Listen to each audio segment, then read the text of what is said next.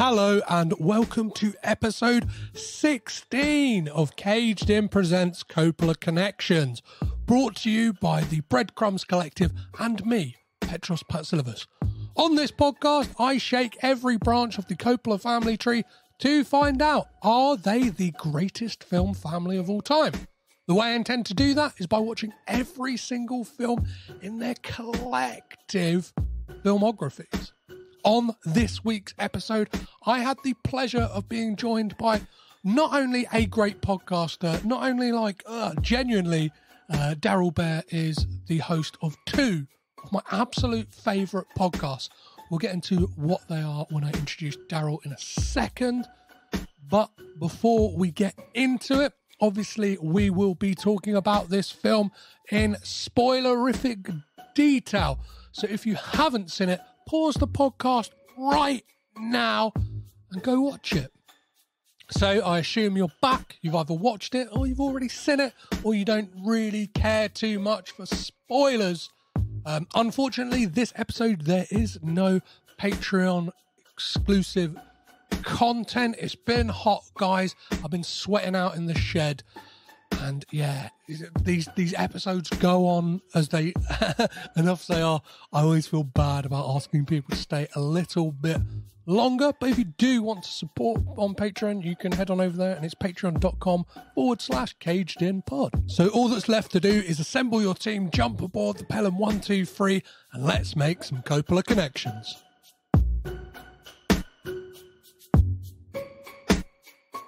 1974 was a big year for the Coppola family. Francis released not one, but two films, with The Godfather Part 2, which features his younger sister, Talia Shire, and The Conversation, the latter scored by today's Coppola connection, David Shire, who also scored Killer Bee's Sidekicks that year, as well as the focus of today's chat, Taking Off the Pelham 123. To investigate what's going on the subway, I need my own Lieutenant Rico to my Lieutenant Garber. I have the pleasure of being joined by 1/3 of Sudden Double Deep and 1/2 of his Paul Dano OK. Daryl Bär, how are you, Daryl? Hello, mate. I'm good, thank you. I'm doing great. How are you doing? I'm doing very well. Before we get into talking about the Coppola family, tell us a little bit about the podcasts you do. You've obviously, since we last talked, you've got a new one. I know, right? Yeah, it's funny how that happens. So yeah, first things first, Sudden Double Deep is the Triple Bill title podcast. On our show, we watch 3 films linked by a word in the title. We've been knocking around for about 5 years now. 5 years. That's mad. So recently, I don't know when this is coming out, but recently we recorded and we released our Earth Triple Bill. So I picked the word Earth out of the tin, and so we covered the 1959 Journey to the Center of the Earth, starring James Mason, The Man Who Fell to Earth, David Bowie, and then also the most recent Ben Wheatley joints, In the Earth. And then also on top of that, we've got mine and Matt's other podcast now, Is Paul Dano OK? Where we go through Paul Dano's entire filmography and just we talk about the films, and it's mad because only about 2/3 of his films have ever got a UK release as well. So there's some real hidden gems and hidden turds in there as well. And and we try and ascertain, is he all right? Is he okay? Is he doing okay? You made the smart decision by doing curated seasons and kind of mixing some of the shit with some of the gold. Because one of the mistakes I made doing the Nick Cage stuff in chronological order is front, do you know what I mean? It's kind of when I'm still finding my feet as a podcaster, it's hey, I'm tackling the quote unquote golden years of Cage, that mid-90s stretch. And then when I've found my feet, and then when it's established, it's hey, come listen to the 2000s, straight to VOD stuff where he needs loads of money. And then it's oh, great. Now nobody will want to, do you know what I mean? Come listen to films about films you've never heard of. It's an odd one, isn't it? We were absolutely influenced and inspired to do what we're doing because of you, because of this because of your previous iteration of this podcast. And yeah, absolutely. It came about just as we were kind of having a joke about Paul Dano. I think we're discussing Where the Wild Things Are on our wild triple bill, I want to say, back in the day. Oh, that's the thought police. I've got the windows open. It's middle of summer. It's friggin' hot. But yeah, no. And so we were like kind of joking about like how pretty much he seemingly gets beaten up or heartbroken or screwed up in every single film he's in.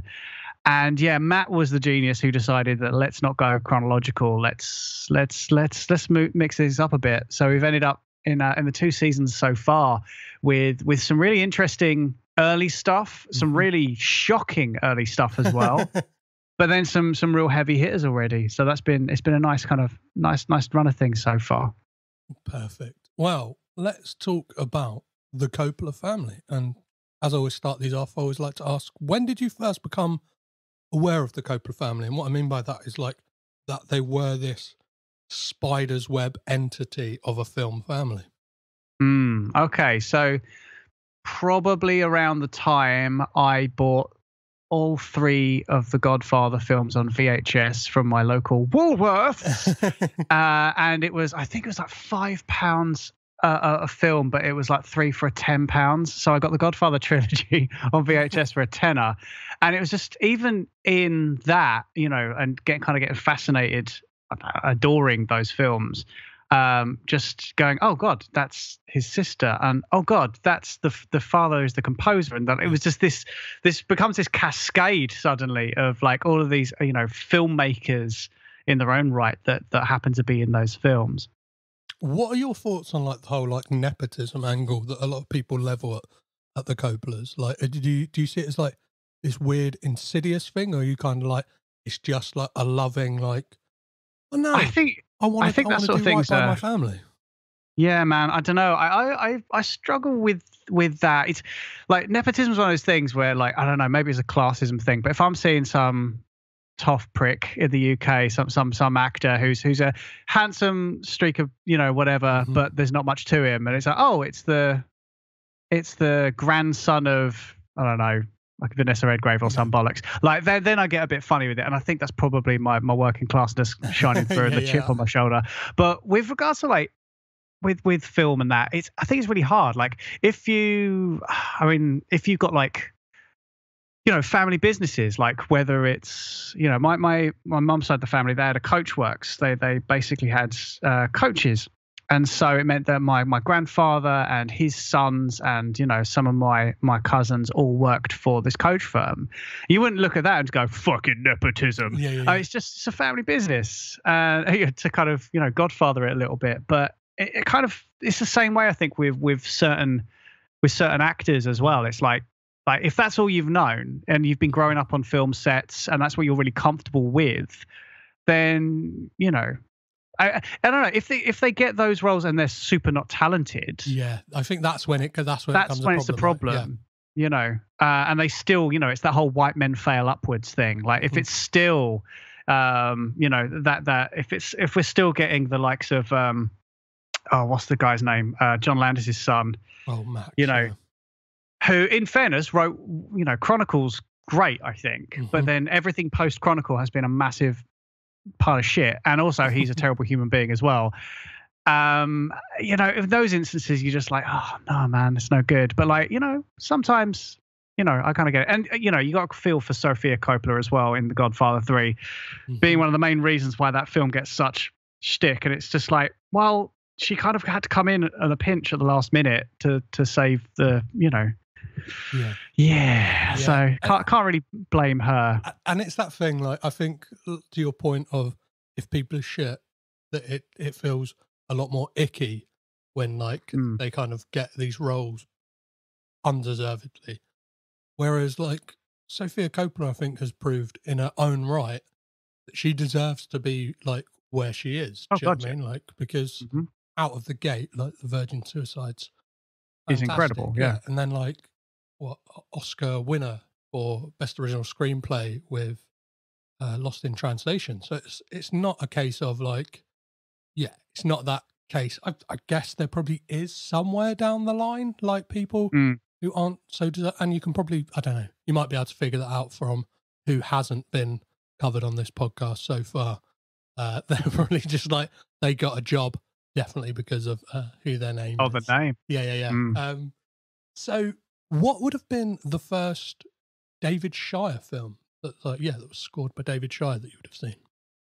That's a really interesting one, but probably most people that are my age, it will have been Return to Oz.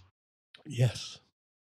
So yeah, that was it's got to have been. Yeah. That film, that's that typical kind of 80s thing where it's like, oh, it's for kids, it's totally gonna fuck you up. And yeah, I loved it as a kid because, you know, I was into that sort of thing. But then Short Circuit was the year after. So, and then vice versa, that terrible it's just Freaky Friday, but with Judge Reinhold. That's all it is. So yeah, they're probably the first ones I saw were the kids ones. You know. What? And then obviously one of my faves would have come much later, and that's Zodiac. Yeah. Because that's outstanding. Which is really fascinating because I think David Fincher was just temp scoring with David Shire's music because it's kind of got, especially his 70s stuff that we'll talk about a lot more when it comes to taking the Pelham 1 2 3. But it's got this bombast and use of almost discordant sounds. And I think it just got to a point someone was like, why don't you ask David Shire to do the music instead of I love that. Yeah, I think there was going to be just actual doing a Tarantino and then just lifting stuff wholesale from David Shire films, and then he wrote that kind of. There's a thing to do with the actual zodiac signs, and every piece of music on that score relates to it, and that's where we get these. I think that again is quite discordant and a bit out there and stuff like that. But David Shire seems to really know what he's doing. And back to what you talk about, Return to Oz, that's directed by another Francis Ford Coppola alumni as well, with Walter Murch, the kind of the guy who's credited for inventing sound design because he was a secondary editor on The Conversation and couldn't get because there was already another editor and he'd done so much with the sound of that film, they just invented the term sound editor for that, or sound design. Fantastic. For that film. Yeah. Jesus. So let's talk about taking of the Pelham 1 2 3. 1:23 p.m. A crowded subway train starts its run from Pelham Station in the Bronx. 1:45 p.m. 4 desperate, heavily armed men seize control of the train. Open the door or I'll blow your head off. Taking 17 people as hostages. Your attention, please. Now then, you'll all remain seated. Anybody who tries to rise is going to get shot. I do hope I have made myself understood. 2:13 p.m. The city of New York is given 1 hour to come up with $1 million ransom. You're out of your skull. And all units stand by on a double. What's up, Z? The train's been hijacked. Millions have read it. Now you can live it.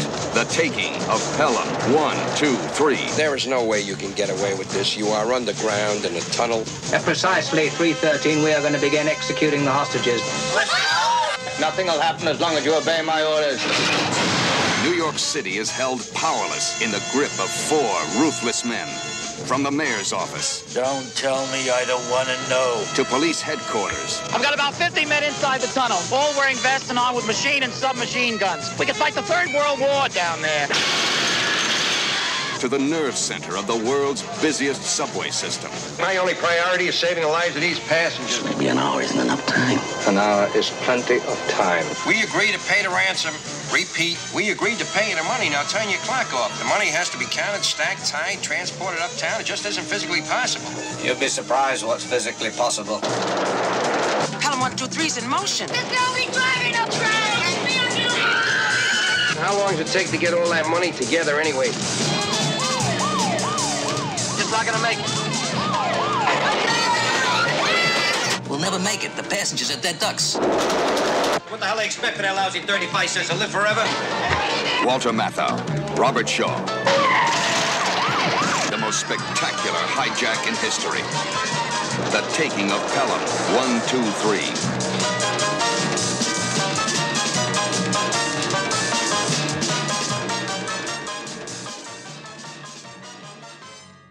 When would you have first seen taking of the Pelham 1 2 3, and what was your first reaction? Ooh, there's a question. So I would have probably caught this on telly.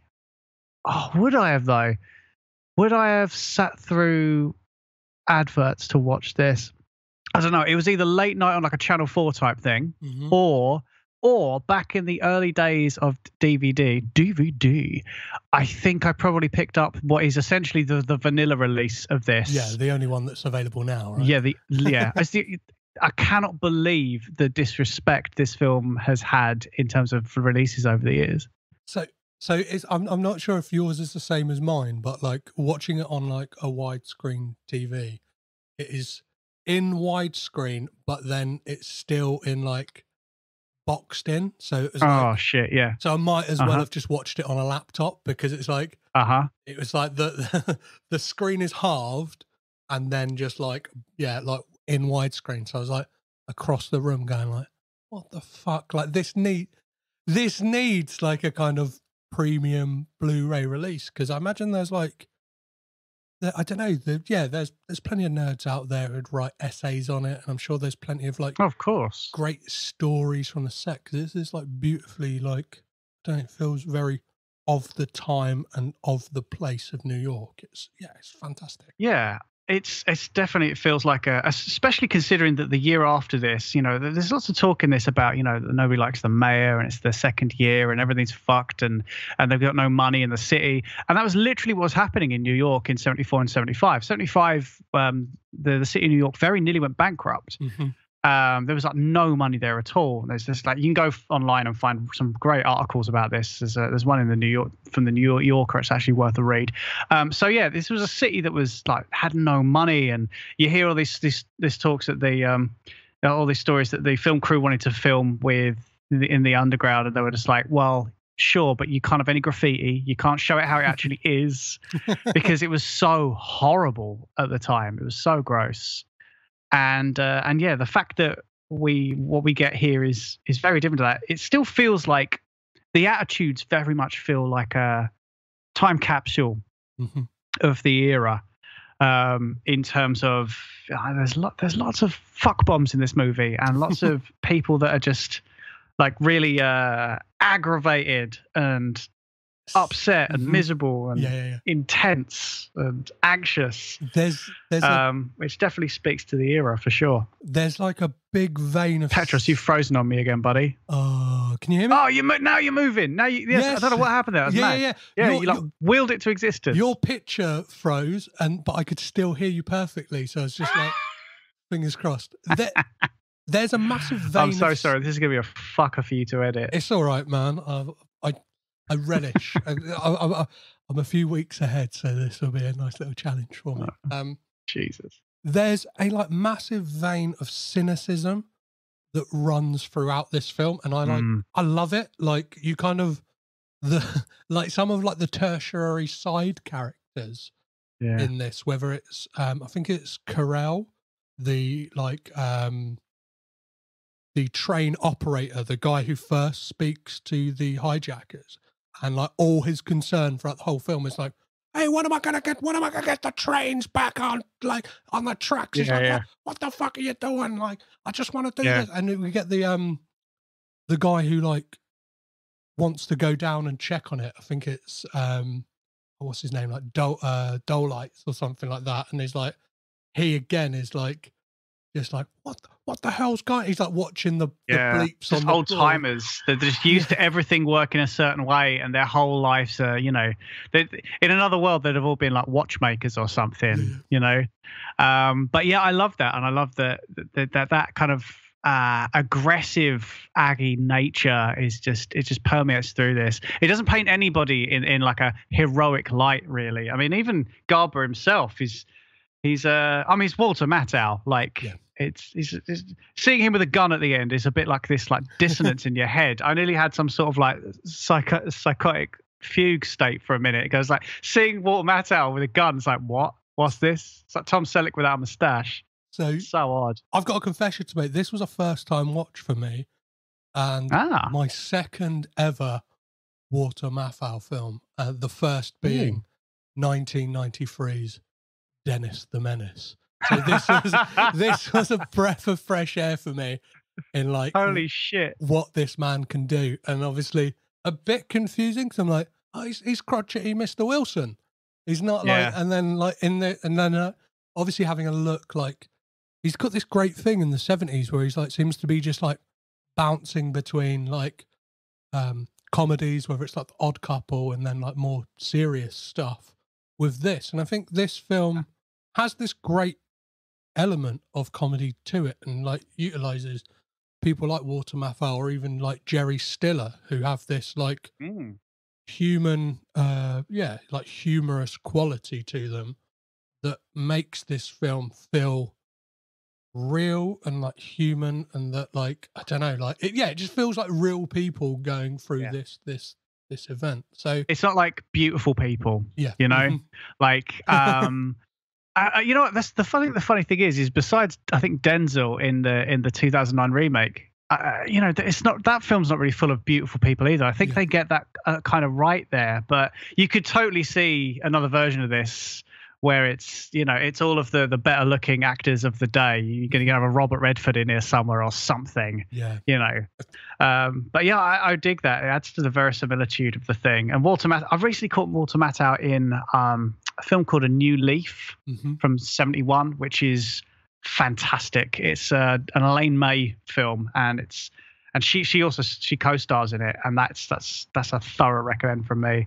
But yeah, I'm a bit like some of the bigger Walter Matthau films, like some of his Jack Lemmon stuff. Besides the grumpy and grumpier old men films, which I have seen, I haven't seen any of the heavy hitters, which is, you know, it's pretty shit on my part, I've got to say.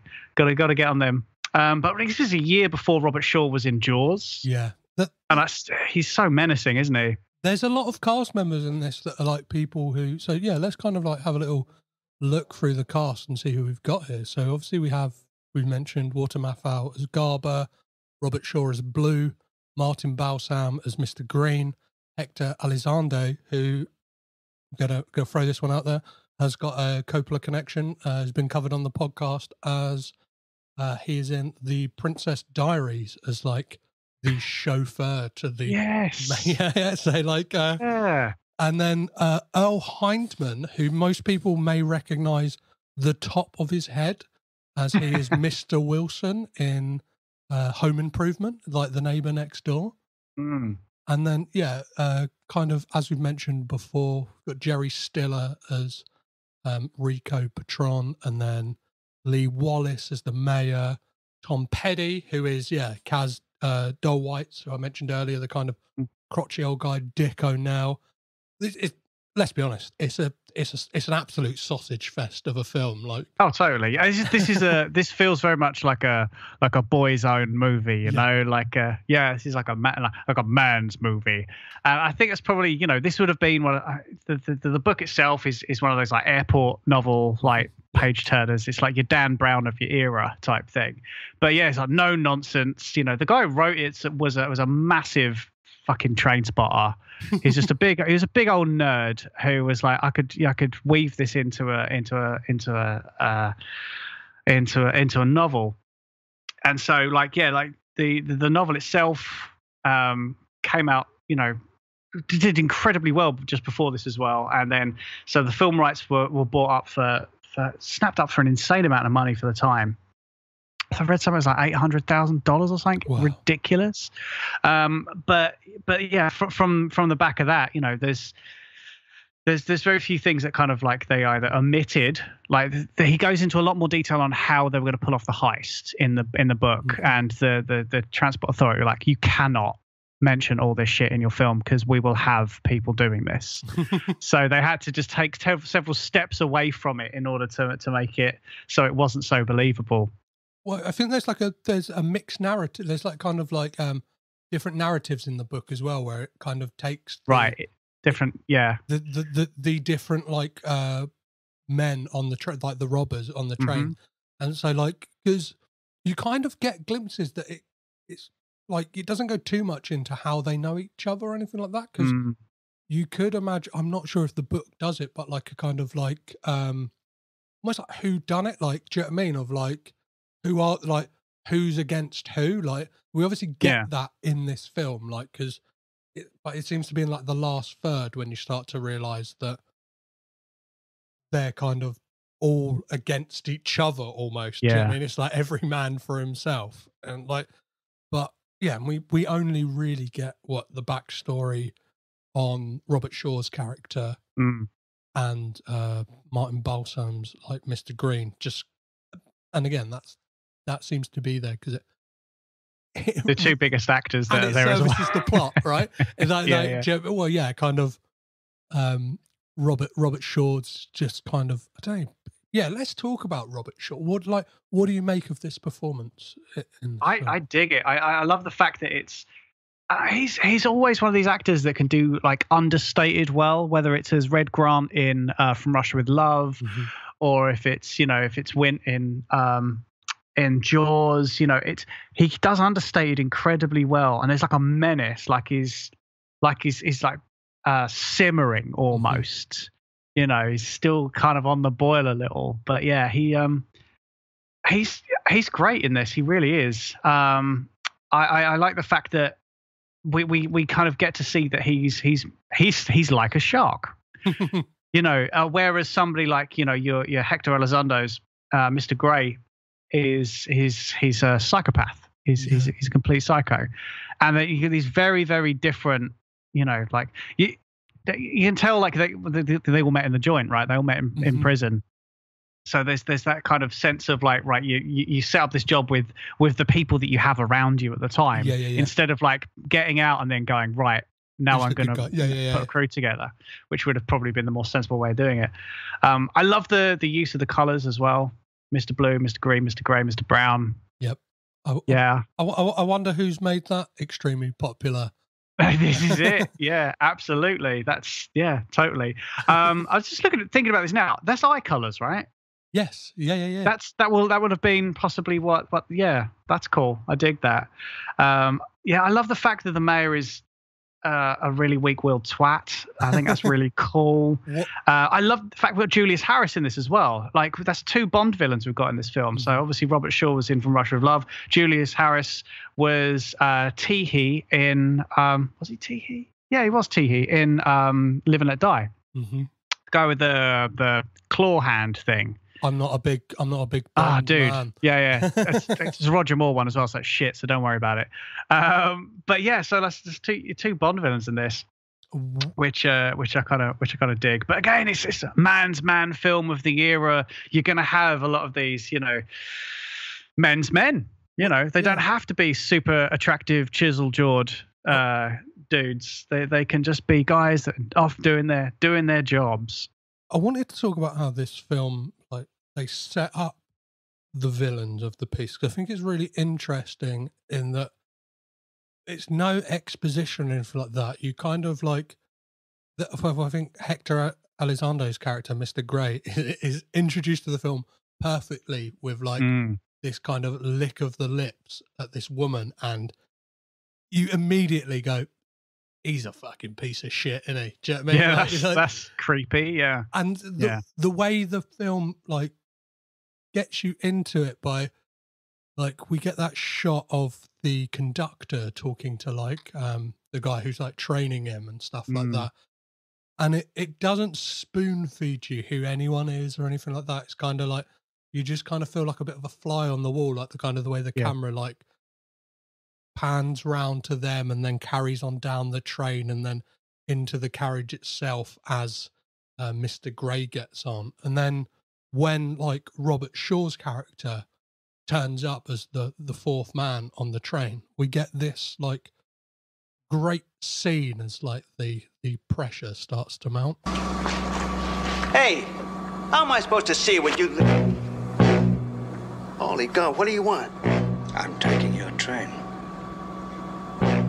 You're taking my train?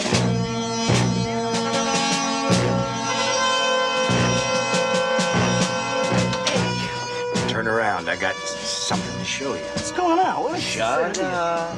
I won't tell you again. Open the door or I'll blow your head off.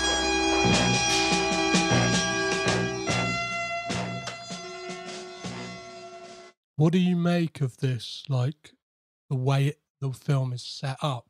and like Joseph Sargent's kind of direction to kind of build the tension to the inevitable hijacking of the train.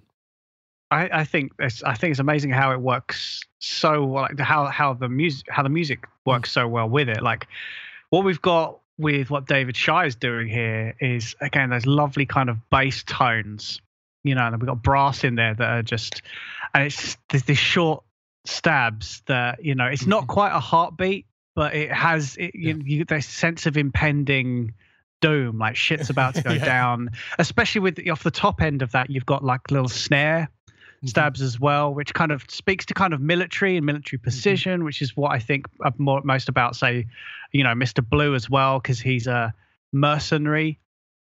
Kudos for them to decide that he was a British mercenary who was working in Africa, and they didn't give him a South African accent, because that would have been the lazy thing that you tend to get a lot more of these days.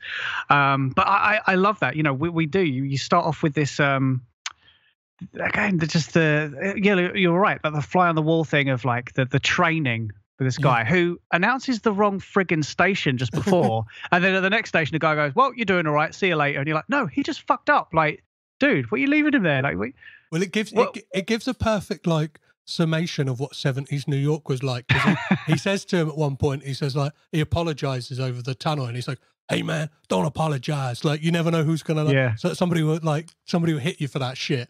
And it's like you get that sense of like, this is an unforgiving place to live. Like, this is, everybody's like out for themselves, out for each other, and like it's no nonsense. And that's what I kind of like love about 70s cinema, and especially this film. Yes, 70s cinema is definitely, it's probably my favorite decade for that reason. But I do have this.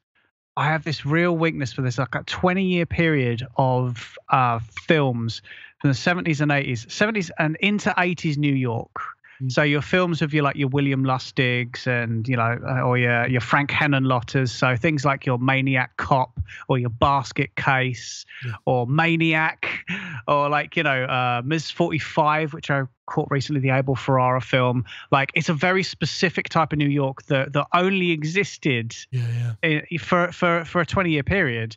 Until Ghostbusters cleaned it up in Ghostbusters 2, right? But yeah, it's amazing, and I can't get enough of it whenever we see it, you know. But yeah, here it's just perfect. It reminds me of, like, at any moment the Warriors could be getting on this underground, like, totally. It's way out of it's way out of their zone, but still, like, you could totally imagine them in this as well. Like, it's got Walter Hill vibes all over it. Yeah, definitely. So talking of Walters, let's talk about Walter Matthau and his introduction to the film as Garber. Here's a clip of when he first speaks to, I think it's Mr. Blue. Yeah. Pelham 123, come in, please. This is Pelham. Identify yourself, please. Oh, this is Lieutenant Zachary Garber of the Transit Police. Identify yourself, please. I'm the man who stole your train. Well, sir, there is no way you can get away with this. You are underground in a tunnel. Why do you concern yourself with that?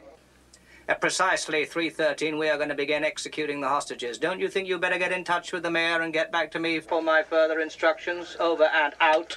That son of a bitch has got me backed up all the way to the Bronx. All right, what is this, a circus? Come on, for Christ's sake, let's get back to work. Rico, did you get that?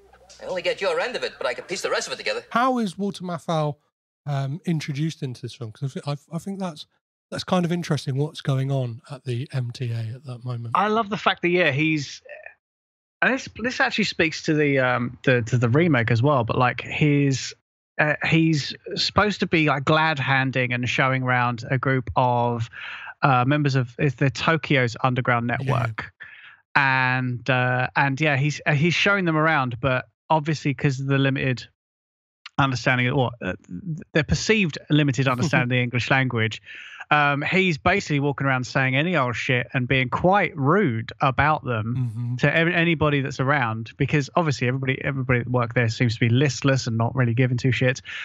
And it becomes very apparent, like when shit starts to go awry and that they can all totally understand and speak English. And it's funny. It's like to have such a, like, you know, we've built up all this pressure already in that opening reel. So then suddenly you just let it go just a little bit. You ease off on the pressure and this humorous moment, because, you know, those are few and far between as it breaks into the start of the second act.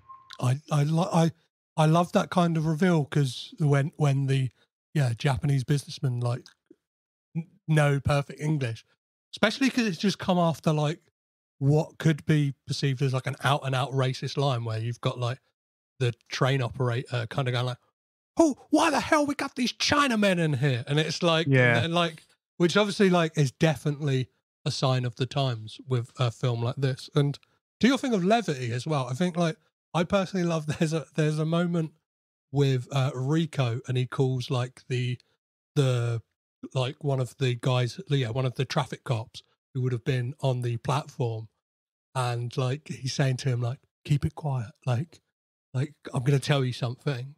And we get that great bit of levity where he's like, the train's been hijacked, and then straight away his reaction is, holy shit. Like yeah. Oh man. Look, we've also got, we're not really brought up yet, but Martin Balsam in this. And Martin Balsam, you know, from all manner of things, you know, like I think the first time I would have ever seen him would have been Psycho, but obviously he's in 12 Angry Men, and like he's one of those guys that you look back at a lot of like films that widely regarded as classics, and you just go, holy fuck, Martin Balsam's in that as well. Like he's just one of those guys, and he's here, you know, just you know, with his cold, which apparently was, you know, it was not part of it's not in the novel that character has a cold. It's something that's, you know, for the film itself, which sets up something up that like one of my favorite closings of any film ever, where this cold, you know, comes back. But he's great. He adds so much texture, I think, to what could have otherwise just been another hijacker. I will say this. I think Earl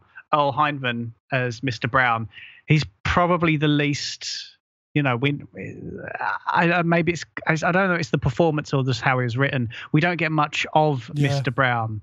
What is quite interesting about this, obviously, they're all in just like, all of them bar Shaw's character seem to be in like some level of like prosthetics almost, or like, do you know what I mean? They have like these, so we get that like reveal near the end where they've kind of got this like plan to bag up all of their clothes, turn their jackets inside out. And you see them kind of like peeling mustaches off and stuff like that. And it's like, oh, they're like, because they all kind of look relatively the same at that point as well when they first get on the train. And like, I remember like at one point, I think with the Earl Hindman character, I was like, I swear there was 4 guys who got on the train. Because there's like a good like 45-minute chunk of the film where he like doesn't even seem, you don't see him at all. And I'm like, a bit like, it seems a bit bizarre. Do you know what I mean? Like, and it's, his character doesn't seem to have an archetype, right? I think it's really interesting. He doesn't get much characterization, and neither does really anybody on that carriage. Yes.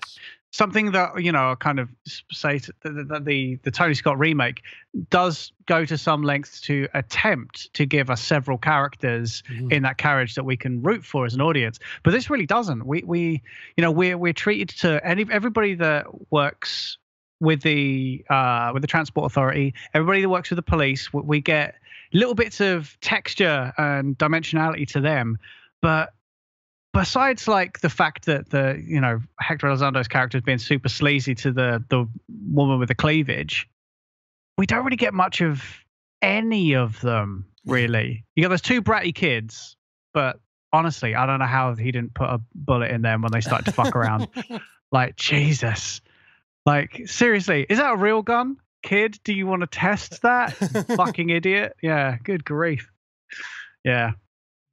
Well, like, one of the things that, like, we get on that train carriage, like, with some of the, because we get that, like, well, it's like a really long joke where, like, do you know what I mean, for the payoff to come. We get that, like, drunkard who's like falling asleep. We get like the bottle of booze like laying on the floor. And then we have that like, I guess this is where like a whodunit comes into it. It's like, who is the policeman? Because we get that like kind of reveal early on that somebody and Walter Matthau it feels quite progressive for the time. It's like, apart from his wording, it's like, do we know if it's a dame or not? It could be a dame. Yeah. Like, but yeah, like that, I think that kind of pressure cooker thing of like, oh, there is somebody inside who could be there to help them. But then like you spend like a lot of the film waiting for that to come to a fore, right? Well, I think you wait for them to do something stupid, which is like, I think that was more of a trope of the 80s and 90s where whether it's a bank heist or whatever, you'd always get that guy, the good guy with a gun who ends up getting blown away.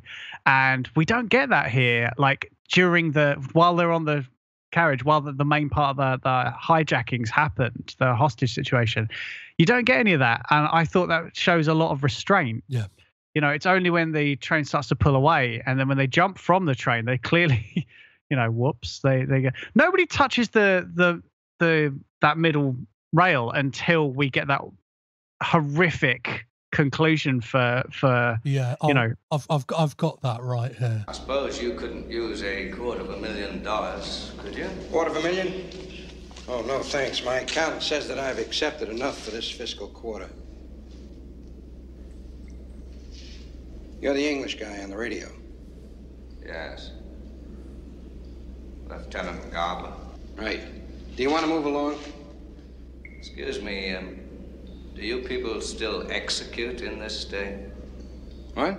Oh, execute? No, not at the moment. Pity. Hey! Oof.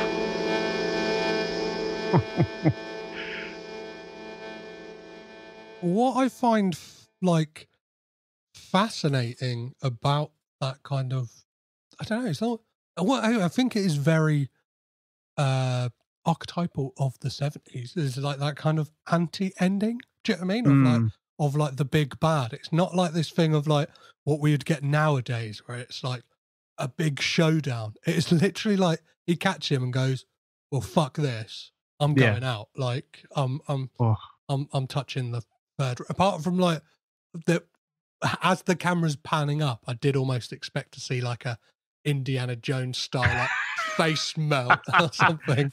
I was expecting a lot more smoking, just searing steaming out skin. the ears. He's the only one, and we get like moments early on with like loads of people like evacuating, running through the underground. I'm just like, I would be shit scared to like accidentally go anywhere near that. That's I'd be as scared as I am of getting shot. That's for sure. But yeah, we don't get any of that. Again, that guy, the good guy with the gun, the police officer, is the hippie. Yeah. That down, dirty, stinking hippie we see, who seems a bit, like 5 years too late for it to have really been a thing. But hipster, if you will. Yeah. But he's the dude. He's got his little ankle piece. But yeah, he's he manages to get some shots off that count in the end. But then also, he doesn't bite it, does he? Walter Matthau saves him from getting iced by. Yeah, that's what I mean. Again, we don't like. If this was made in the 90s, well, it was, but we'll talk about that a bit later. It like you would have seen like him getting carted away in like an ambulance, something like that. Whereas in the 70s, you just get a thing of like, "Hey, buddy, we're gonna get an ambulance for you." That's all we need. Do you know what I mean? Yeah. He said it's gonna happen. It'll probably happen. You know what I mean? Like, so it's New York. It might take about 3 hours. Yeah, so. Exactly. They might. Yeah. Is there any other particular scenes that like really stand out to you in this that kind of like?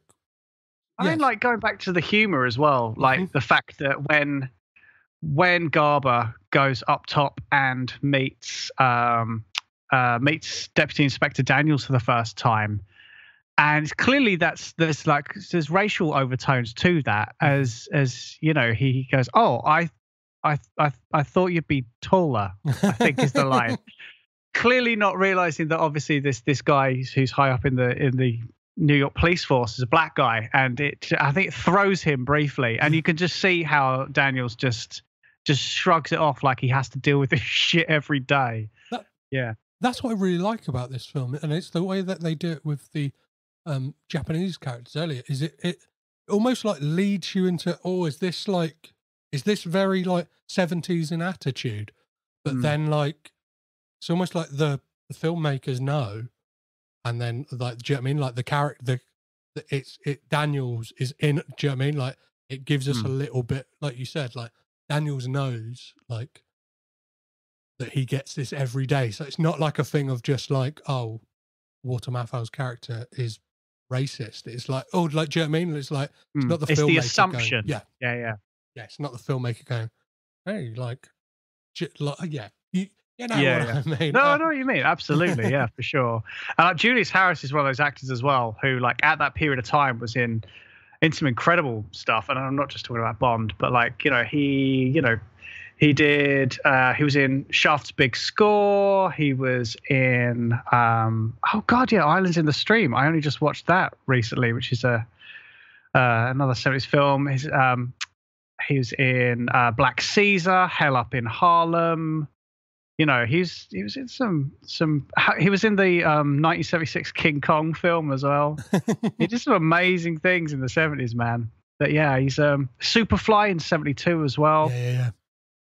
Yeah, he's and then like towards the end of his career, things like Maniac Cop 3, Badge of Silence.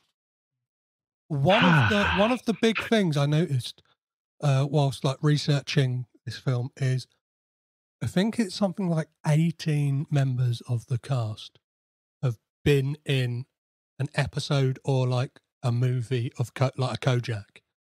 Wow. There's a lot of like Kojak alumni in this. Or it seems to be a lot of them like the years after this as well. And then a lot of them were in the Terry Savalas TV series he did before called like the Jack something murders or something like that. Okay. It almost feels like a precursor to Kojak because it's like instead of he's got a trilby on instead of a lollipop in his mouth, so he's still got an affectation, but it's a bit different, and I kind of like that. And I think it shows that the film is kind of this, I don't know, like creme de la creme of like New York actors of the time, like especially like I don't know, like Jerry. Like Jerry Stiller, let's talk like, well, what do you think of Rico in this film? I love the fact that he's in this and he's not playing like, there's no comic relief in this. There's no real, but for what he is, he feels just like a guy. It's like a guy working there in that role. It's one of those things where like, how many times do you watch a film and it's got like again some handsome piece of slab of white bread playing like an architect or something, and it's just like, you're not a fucking you've never once dealt with like or like when somebody's like the classic is Natalie Portman in the Thor films as a astrophysicist, and you're just like, are you though? Yeah. Whereas any one of the actors in this film, I'd be like, yeah, you totally work for the Metro. Like, you absolutely, of course you do. Or if you don't now as an actor, you certainly did in the past. Yeah, I love the fact that when he gets to take control to speak to the hijackers, you just get that New York cynicism straight away. Like, 'cause they're like, who are you? And he says who he is, and they're like where's Garber? And he's like, well, everybody's got to go take a piss. It's just like straight with the sass. There's no like, do you know what I mean? It's like everyone there you just get this feeling that they all just want to fucking go home and get on with their job. Yeah. Like, they all want to go home, be really horrible to their wives and hate their children, and then come into work the next day, which they will also hate, but for different reasons. Yeah. Absolutely. Until they have a heart attack at the age of like 57, because that's what everybody did. It's a knock-on effect from when they were in their, younger guys in their 20s drinking, on the job or whatever. And like that kind of, again, mid 70s, it's like, we're not that far removed from everybody smoking all the time and everybody drinking whiskey for breakfast. That's it. That's the one thing I was like, very perplexed about this film is that like I expected that Metro office to just be awash with Smoke, cigarette smoke. And it's only like we have to like wait until the final scene to see someone. And again, that's the only thing that makes me, is this like a plot contrivance or something? Do you know what I mean? Maybe. I always think with things like, especially if you've got people in the background smoking or not smoking, smoking, it's what's the continuity error issue, right? So if everybody's like smoking, it's like, oh, in that scene they've got like half a cigarette left, and this one they've got the stub left, and like maybe it's issues like that, or maybe it's maybe again, if they were shooting, if some of this was on location, that might have had something to do with it, or maybe the rail authority, already at the time of the 70s, I don't know, might have had a no smoking policy in their offices. I know that Robert Shaw managed to convince Hector Elizondo to give up smoking whilst making this film. Fantastic. And like he sounded like he would have been a little bit of like tough work. Like I'm not sure if it's the characters that Robert Shaw plays, but like he had a proviso that they had a ping pong table for when he wasn't shooting. And apparently he's shit hot. He's like Forrest Gump levels of good at ping pong, and was just like kind of absolutely owning anyone who came to challenge him, which sounds like, that's what I mean. Where's the Blu-ray release? Where's the footage of Robert Shaw playing ping pong, like short shorts, and then like getting ready to get back on that train? Yeah, it's upsetting, man, because I mean, I know like Robert Shaw was already long gone, and Martin Balsam as well, but there's a few like Hector Elizondo. I'd love to see, some interviews with him, and just there's still people that, even if you'd have had like a good DVD release in 2004 to mark your 30th anniversary, like you could have had some of these actors still here to talk this film up. Instead, I think the best they've got is like 3 very short interviews on the American disc, and then there's a commentary. So even then, like, in America, where you'd expect, we kind of get fucked over in the UK, don't we? Where we look at, say, the American releases, and it's just like, you sons of bitches. But no, it turns out that everybody seems to disrespect the taking of Pelham 1 2 3. Yeah, it's bizarre because I've got a DVD copy of the Tony Scott one that is just packed full of. That's it, man. Yeah, but my DVD copy of Taking Over the Pelham 1 2 3, all it's got is the theatrical trailer. That's your woo! Yeah, and scene selection. Jesus. So let's kind of talk about how the heist itself, like, takes place and the kind of workings of it. Obviously, they try and tackle it somewhat in the 2009 one. But do you think a film like this? What do you think? Yeah, Taking Over the Pelham 1 2 3. Is going to become like the new. It's more nuts and bolts here, right? Yeah, yeah. So it's a lot more nuts and bolts. It's exactly what they're after. Whereas, like, I will say this: I watched the remake for this as well, just because I'd never seen it. Mm-hmm. There's a lot of late era Tony Scott that I just kind of have dismissed because that's what people do with films like Unstoppable. But yeah, like I dig the fact that they took it into a more timely place. The stock market as of 2009, obviously, stock markets, blah blah blah blah. I dug that side of things with it. This felt very much like this is all it is. I had not seen this film in nearly 20 years, and so for me, I was expecting a rug pull and there to be something else to it. But it transpires that. If they're all taking away $250,000 in 1974 money, that equates to $1.25 million in today's money each, which still doesn't seem like much. But when the city is that fucked financially, then it's the best you could do, right? Well, yeah, back then, you would have owned a house. Oh God, yeah. Do you know what I mean? And had money to spare. This is it. Money worked differently in the before times, for sure. But I love the fact that it's a little bit more stripped down here. I dig that it's pretty straightforward and pretty simple. It must have seemed in the joint like a really straightforward plan to put together, especially when you've got like an inside man, technically. Yeah, because obviously when we get that reveal that their plan is what I think it's Daniels assumed it could be that the train would just keep on going.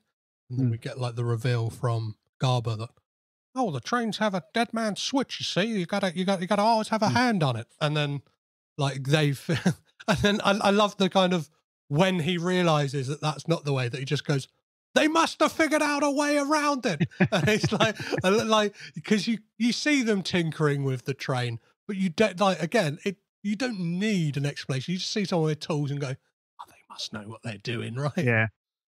Yeah. I like that they don't come onto the radio for a good long while. And that's kind of the last, and that's the radio silence is what starts to make the Garber go, well, there's something else going on here.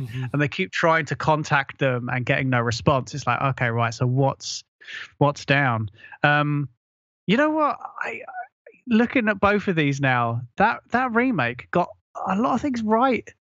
Like in the 1974 version, somebody, one of the snipers, the police snipers, fires off a round and catches Mr. Brown in the arm. But there's no explanation as to it. Whereas they do give an explanation in the 2009 version, which I thought was totally, I get it. It's a rat crawls up a sniper's leg and bites him, and he accidentally shoots. Well, in the 2009 one as well, they kind of, it feels like you've almost got Mr. Grey and Mr. Blue rolled into one, because like Travolta comes in with like the energy of just like he is a fucking madman. Like I don't think like you would get Robert Shaw delivering this line, for instance. You can lick my bunghole, motherfucker. I wish I'd have paid folding money to see that movie.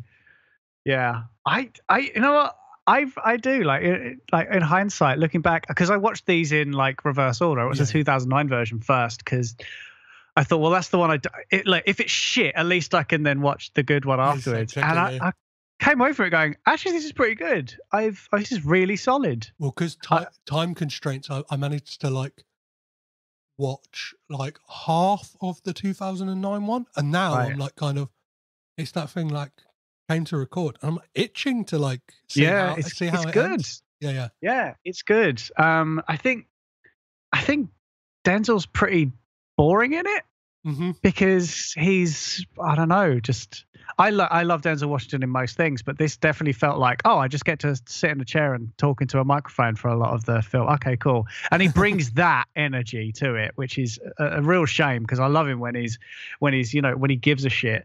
But you can 100% tell that John Travolta he's a hungry man in that. He's chewing so much scenery, and I dig it. I dig that role.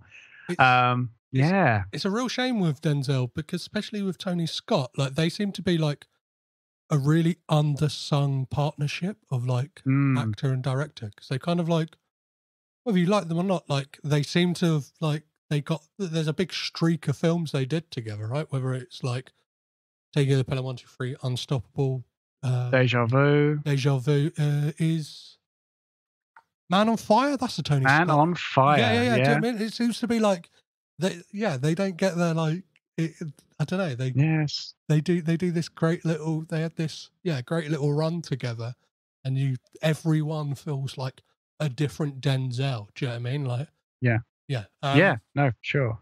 So it made no money though, dude. that remake made no money. It's a terrible shame. Which compared to this one, that kind of like definitely washed its face, because on a $3.8 million budget, did $18.7 million. So and I think the 18.7 is just domestic as well, so it doesn't tell you what that made internationally, which I mean would have done amazingly well, I think, internationally. And then this is like pre-rent. Like, this would have been like, if not syndicated, but this would have been on television a lot as well. This film would have done very well for itself back in the day. Apparently, cities it did really well in was New York, Paris, and Tokyo, because they all have subways.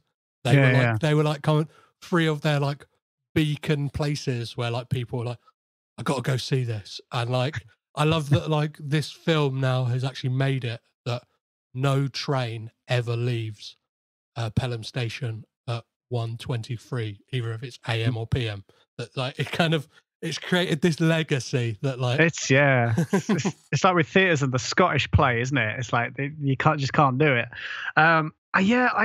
I really dig it. I caught this, and then last night I went onto the Underground to just head to Camden for dinner with my wife, and it was just like the minute I got on, I had this dun dun dun dun dun dun in my head. It was like, oh man, it's done that thing. The minute that went into the tunnel at East Finchley, I was just like, yeah, man, I'm digging this. I'm feeling it. Yeah, it's like let's talk about this like drop, because it sets up the film, right? Mm-hmm.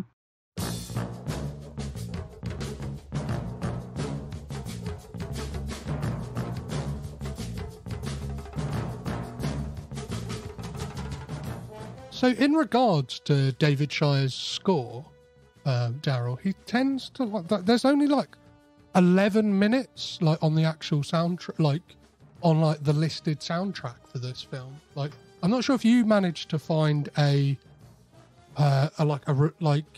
it's streaming anywhere. Like I looked. Oh, dude, yeah, it's absolutely streaming on Apple Music. Oh, fuck's sake, yeah. So, it's not on Spotify at all. I kind of had to like find all they've got is the main theme, and then I had to like listen to it on YouTube a few times. But like, dude, a full 33-minute soundtrack is on there. Yep. Oh man. It's it's brilliant, and it has been soundtracking my last like 2 weeks of just doing anything. It's been like, okay, I need to go to the shops, dun dun dun, like just whatever I've been doing. It's great. That discordant oddness. There's a word for it, and there's a term for it within music. I'm not very good with the actual terminology. Within music, but it plays around with this really chaotic, like non-traditional kind of discordant sounds, to the point where like if you ask somebody to like listen to it and then hum it back to them, it's actually really difficult because those notes are going fucking everywhere. It's great. It reminds me a lot of like Lalo Schifrin's stuff for like the Mission Impossible series and stuff like that. When you listen to it, it's like just guys doing a job. Yeah. It's like missioning music, and it definitely has that vibe to it. But it's playful but chaotic. But it's also like menacing as well. There's a beautiful like moment in the film that really captures that. I think it's just after we have like the shootout and before the conductor's shot. There's like the tension's building, and we get these like almost like broken piano chords where it's like cling, and then like low horns just like very subtly, and then just like really high like piano like flutters and stuff like that. And I think like that stuff, like, because I don't know what it is about David Shire, especially around like this time as well, because I think the score to The Conversation is like again fantastic in this kind of using this uneasy discordant thing that kind of captures like that 70s paranoia perfectly. It's brilliant shorthand for anxiety. Yeah. It's just wonderful. Yeah, it really does. Like you don't need to have much going off on screen, but when you've got that going in the background, just it sets off those synapses, and you're just like, oh, I feel really uneasy, and I'm not quite sure why. In a completely different way, actually, the Clint Mansell score for In the Earth does a very similar thing.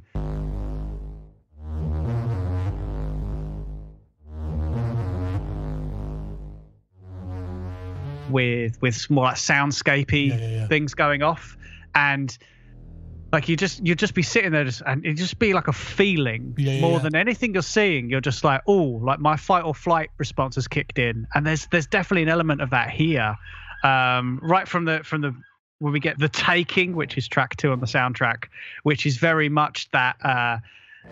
It's just okay, right. That's when you got those little kind of again, I was talking about those little snare kind of like patters, and the stuff going on with the brass as well. And it's like, oh shit, something's going awry here. I'm really kind of freaked out. But like I think the beautiful thing is the conclusion of this film. We get like that main title, but just like extended. Yeah. And in all of its glory, and it works as a wonderful punchline to the conclusion we get to this film as well, which is like humorous, but in like a fist, punch in the air kind of way. And then it's straight back into the absolutely no fucking nonsense, never mind the bollocks main title again. You're just like, whoa, and we're back. So let's play a clip of that final moment we get with when Garber and Rico go to visit Mr. Green. Come on, Mr. Longman. We'll be back later. Yeah?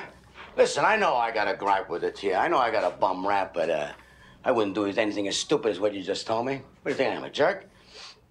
Just do me a big favor. Will you get the hell out of here, for Christ's sake? Come on, Mr. Longman. We have to follow our leads. It's our job. Yeah. Big deal. Look, I got my rights. This is my home. I want a little peace. Well, just do me a little favor. Will you get the hell out of here? Sorry if we bothered you, Mr. Longman. Sorry, go. Gesundheit.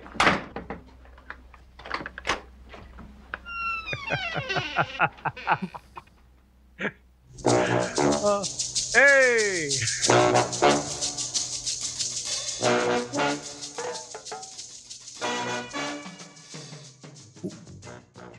What's perfect about this version of the score, like the main theme, it feels like a reprise and a bit like a slower tempo. It's still got that swagger, but feels like certain elements are very much like deconstructed. Like we kind of get those almost like, it sounds like high tom, like dong dong, or like bongos, like and stuff like that, like added elements. And I know that it's the jazz side of things, right? It's being able to break something down to its core elements and then bring them back in and then create something new from it as well.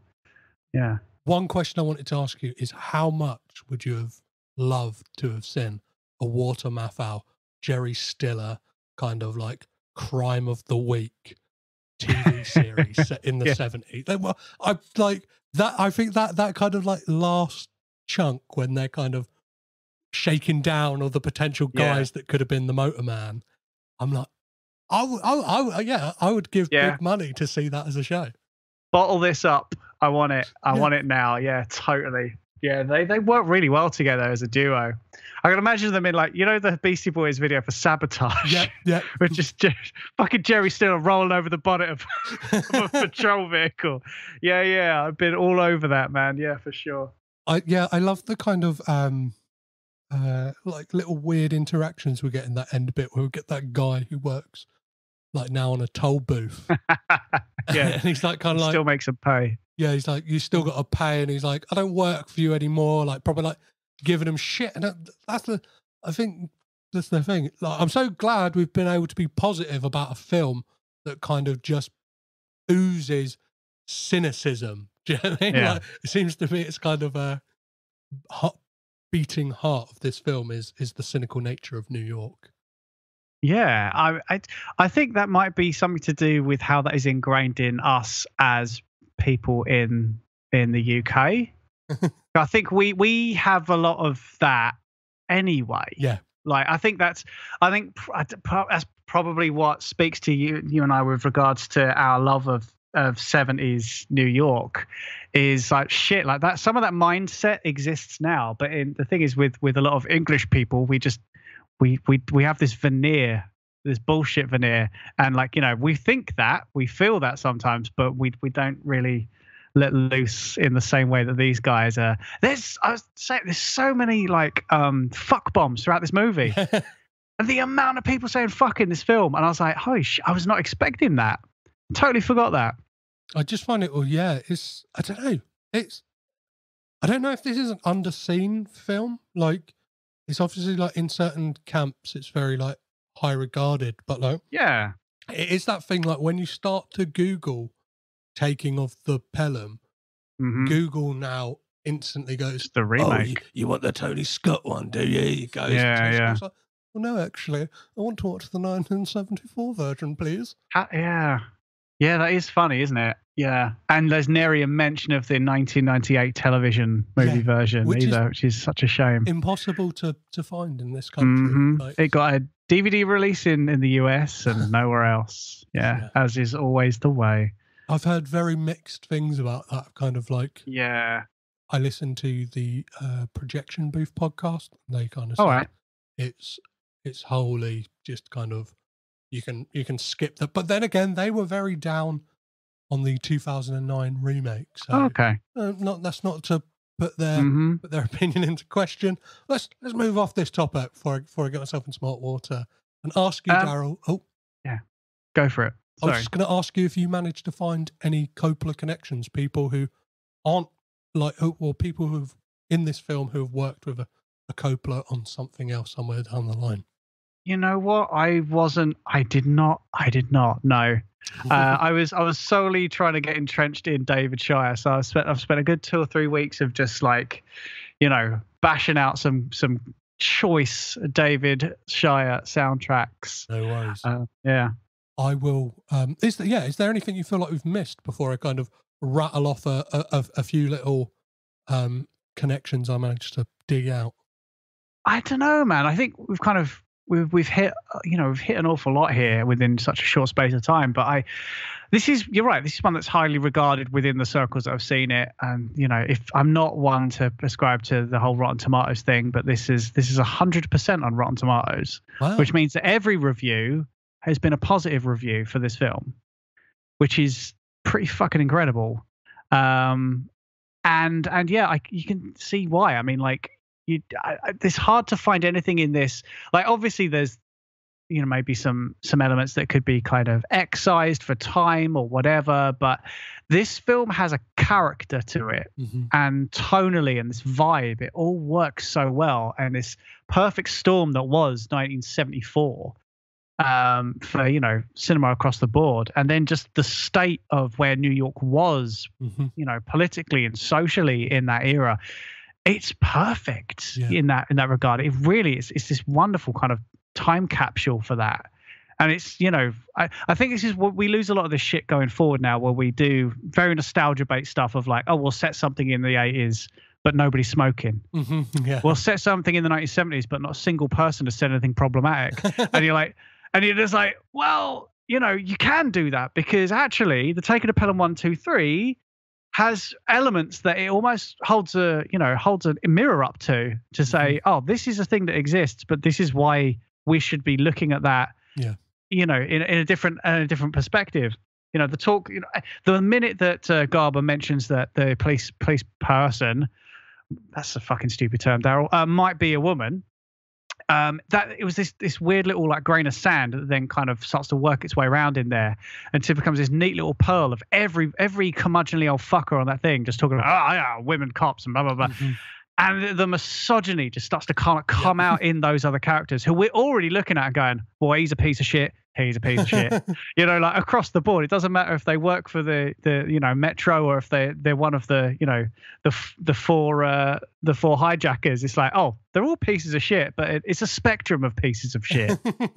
Well, that is the 70s, right? And it's I think and that is 70s cinema, and it's like, to bring it back to Zodiac, I think what that manages to perfectly do in regards to like this, like with that kind of David Shire connection, is it doesn't just feel like, it doesn't just capture the tone of 70s and like the look like immaculately. Feels like a 70s film because like the 70s is really good at like giving unsatisfying endings. Like Taking of the Pelham 1 2 3 kind of bucks the rule somewhat because that ending is very much like a chef's kiss, like perfect, like gotcha.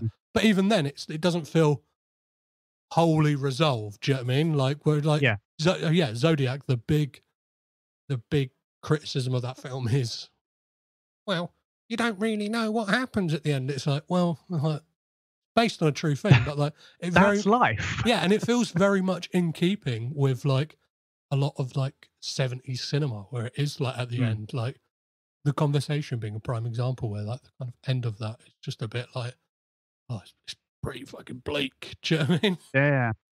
I mean, that and The Godfather 2. I mean, Jesus. Yeah. 1974. Nice time for some bleak cinema. I'll rattle off a few of these Coppola connections. So Martin Balsam was also in All the President's Men, which was scored by David Shire. As I mentioned earlier, Hector Elizondo is in The Princess Bride with Robert Schwartzman. Beatrix Wind is in It Could Happen to You with Nicolas Cage. Rudy Bond, who plays the police commissioner, is in Francis Ford Coppola's The Godfather as Cuneo. Robert Weil is in Saturday Night Fever and Moonstruck. This one, I love these ones. Conrad Yama, who is one of the Japanese businessmen, plays a fruit vendor in The Godfather. So, like, Jesus, a very, very small credit. Yeah. And then again, I'll just rattle out this one because it's. I like it when somebody is listed for a film, but not in the job that they did in this film, if you know what I mean. So, Carmine Forrester is a policeman in Godfather 2, but he's also the New York location manager for 8mm, the Joel Schumacher film starring Nicolas Cage. So yeah, holy shit. There's a fair few more, but kind of gets a bit boring. I'm sure you could attest to this when you start to do your connections. Links within the. You see, the thing I love about David Shire is like whenever we think of Saturday Night Fever, we think of the soundtrack. Mm-hmm. And I always love that, especially in what we now consider either like a jukebox soundtrack, film where like all we're thinking is the soundtrack.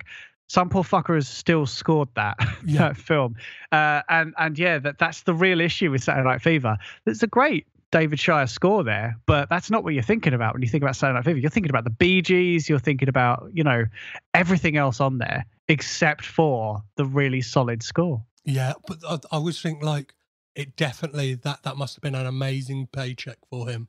Oh God, I think still like Manhattan Skyline is still on that like all-time best-selling soundtrack. Do you know what I mean? Like, so he did still, all right. Yeah, he's still getting his bread. He's all right. Like, let's not feel too sorry for David Shire. So as the Coppolas now seem to be, Francis more than anything more concerned with wine. What would be your perfect wine pairing for this film, Daryl? Oh my God!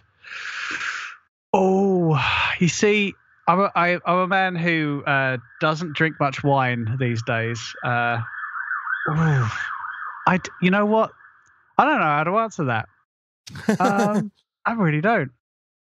If you ask me about like if you like real fucking a beardy London thing, like if you ask me about stouts, now I could tell you that like a nice smoky, full-bodied stout would be perfect for this. Yeah. But yeah, in terms of wines, man, I'm sorry. No, it's fine. Let's go with your stout pick for taking the Pelham 1 2 3 then. Yeah, I'd definitely go for a smokier, like incredibly dark stout, something a little heavy, little full-bodied, something that probably a bit pokey, the higher percentage for a stout. So like maybe you're like 13%, something that you're gonna like sip, not something you're gonna knock back. So how much are we paying for this? Is this bottom shelf, mid shelf, probably, or top shelf? I don't know. For a stout, this is probably mid shelf. So probably you're looking at about £7 for a can. Okay, I know, right? But that's what this film deserves. It's kind of totally. This is Friday night. Treat yourself, right? Get yourself a nice posh beer to start off with, right? And then you've got the rest for later. And then this isn't quite a beer and a pizza movie, is it? It's not like a fun for your mates to all come around and watch, and it's not like a sitting on a Sunday in your rocking chair movie with a hangover either. It's definitely, I think this is like a treat yourself on a Friday night. If it's just you, sit at home, crack open a nice whatever. If you're getting a pizza, you're gonna either have to like proper like New York style it and do a Tony Manero two slice one on top of the other. Or it's going to have to be like a wood fire. Do you know what I mean? It's going to have to be a wanky pizza. It's not going to be like a Domino's. No, this isn't that affair. So I like to close these out by asking some ridiculous questions that I'm so glad I'm asking, as opposed to answering. The first one of which is, which of the Coppola family members would you keep? You get to keep one, but in doing so, you get rid of the filmographies of the entire family. Holy fuck. I'm gonna have to keep Francis. Yeah. As boring as basic bitch as that answer is, like, it would be fucking foolish of me. Is this on selfish grounds? Because I'm very interested. Dude, 100%. Yeah, perfect. 100%, without a shadow of a doubt. Yeah, fuck everyone else. You know, seriously. I know, like, Jeanette Wood, my wife and podcast co-host. We have a fisherman podcast. But no, she struggles with The Godfather.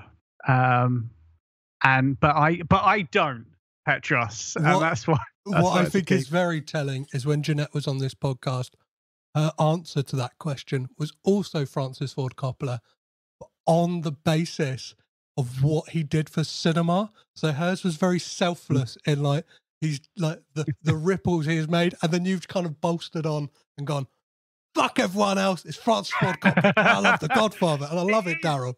But, like, as well, like, without him and American Zoetrope and everything that was going on there, you wouldn't. I mean, George Lucas would never have the back slaps he needed to then do what he did, and so on and so forth. And that whole, you know, kind of run of everybody we got in the 70s into the 80s.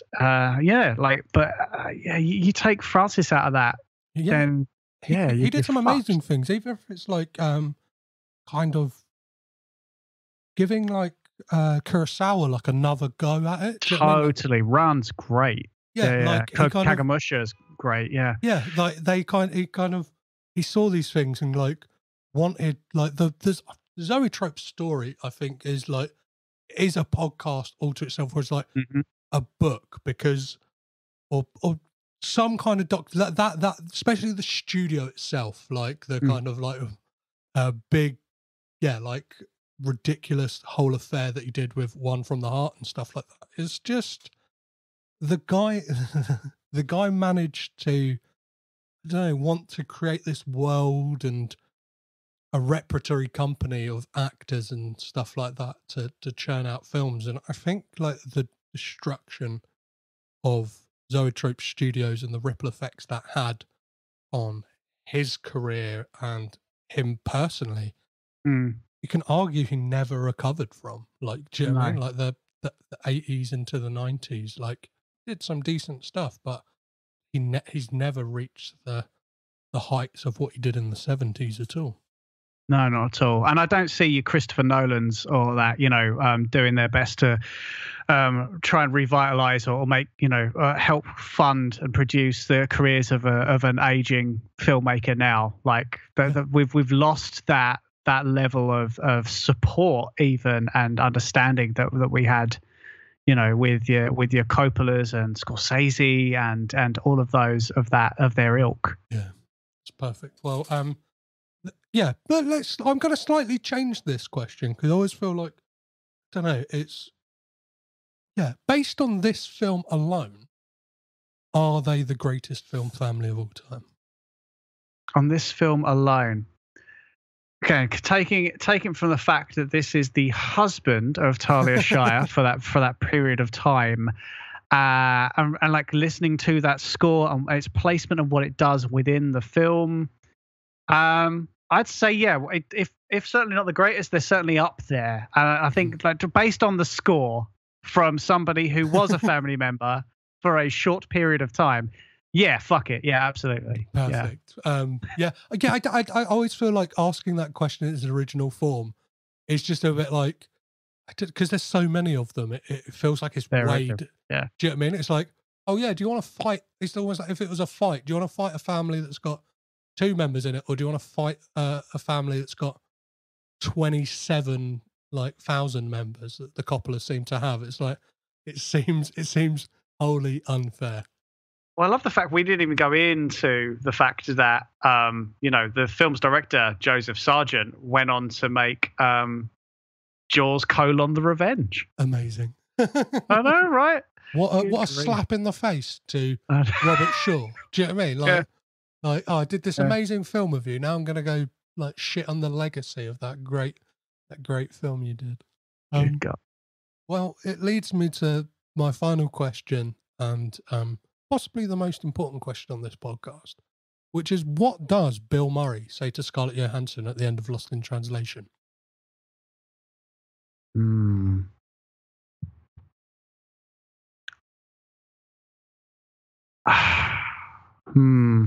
That's it could be anything. It could literally just a whispered rosebud in her ear. And like, what the fuck? Yeah. Or this is my address in LA.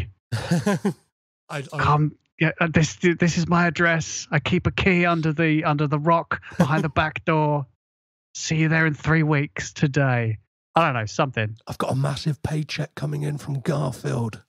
I'm going to take you around the world. Yeah. Amazing, Daryl. Well, thank you so much for coming and making Thanks for having me on, man. Connections, man. Where can people find you and everything you're doing, whether it's the podcast or talking about films in general? So, yeah, I'm the one lurking behind SDD Film Podcast on Twitter. That's for Sudden Double Deep. And then, obviously, I'm also on Is Paul Dano OK, which you can find us wherever you're listening to this now, I imagine. And, yeah, our second season's, I think we'd have probably got close to ending by about now. So go back and listen to those first 2 seasons of shows, and season 3 will be kicking off pretty soon with some pretty high profile film reviewer swanky guests, which is nice, covering There Will Be Blood. Yeah. Amazing. Again, thank you so much, man, for coming on and chatting about this film with me. Thank you.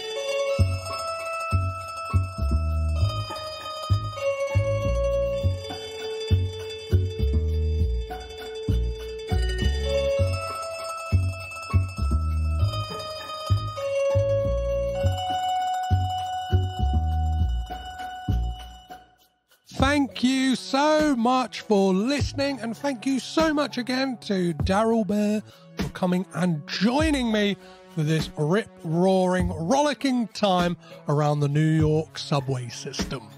How do you feel about the new format of asking, based on this film, specifically, if they're the greatest film family of all time? I feel like it makes it a bit more exciting. Feel free to let me know, and you can do that on all these social media platforms. So that is Twitter, Instagram, Facebook, and even Letterboxd at Caged In Pod. Or if you want to drop me something that's a bit more detailed, drop me an email at cagedinpod@gmail.com. As I mentioned in the intro, and I'll mention it here as well, you can support the Patreon. You can support the podcast on Patreon, which is patreon.com/cagedinpod, as well as Ko-fi. And I'll drop the Ko-fi. I never know how it's pronounced. I'll drop the link in the show notes, so you can chuck some money. I understand if you don't want to make the commitment to an ongoing thing. As for next week on the show, I will be joined by Tristan Burrell of the Double Impact podcast. So we had Sudden Double Deep this week, and now next week we've got Double Impact to talk about the John Schwartzman Lens 2014 foray into the Dracula world with Dracula Untold. It's a fun episode. It's maybe an underwhelming film. You'll have to tune in and find out next week. But yeah, I had a lot of fun with this episode, and I'm sure you will as well. If you enjoyed this episode, please be sure to rate, review, and subscribe on Apple Podcasts, Acast, or wherever you're listening to this podcast right now. It all really helps. So as always, I've been Petros Patsilivas, your guide through the crazy world of the Coppola family tree. Remember to keep it caged in, and I'll catch you next time.